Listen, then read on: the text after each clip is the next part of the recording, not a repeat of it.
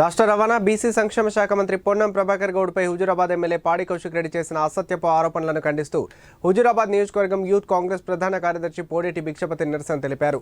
ఈ సందర్భంగా కమలాపూర్ మండల కేంద్రంలో ఏర్పాటు చేసిన మీడియా సమావేశంలో మాట్లాడారు. తెలంగాణ ప్రజల ఆగ్రహానికి కాలిపోయి బూడిదైపోయినటువంటి బీఆర్ఎస్ పార్టీలో కొనసాగుతున్న పాడి కౌశిక్ రెడ్డి మంత్రిపై అసత్యపు ఆరోపణలు చేయడం సిగ్గుచేటన్నారు. 38 సంవత్సరాలుగా కాంగ్రెస్ పార్టీని నమ్ముకుని కాంగ్రెస్ పార్టీలో కొనసాగుతూ అంచెలంచెలుగా ఎదిగి ఒక రాష్ట్ర మంత్రిగా నిబద్ధతతో నిజాయితీతో విధులు నిర్వహిస్తున్నారని కొనియాడారు.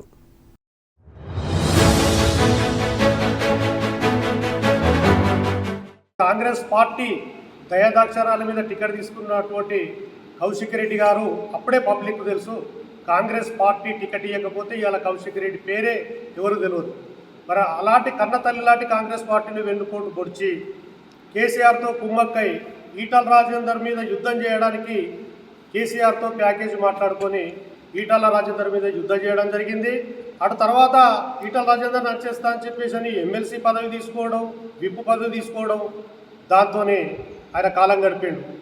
మరి ఈరోజు ఆయన ఖాళీ బూడిదైనటువంటి బీఆర్ఎస్ పార్టీలో ఉంటూ ఇవాళ బూడిద కుంభకోణం అని చెప్పేసి ఒక గౌరవ మంత్రి గారి మీద తీవ్రమైన ఆరోపణలు చేయడం జరుగుతుంది. ఇది చాలా దారుణమైనటువంటి విషయం. ఆయన నీతికి నిజాయితీకి నిలువుటమైనటువంటి మనిషి పొన్నం ప్రభాకర్ గౌడ్ గారు. మరి అలా అవినీతి అంటేనే care of address Kaushik Reddy.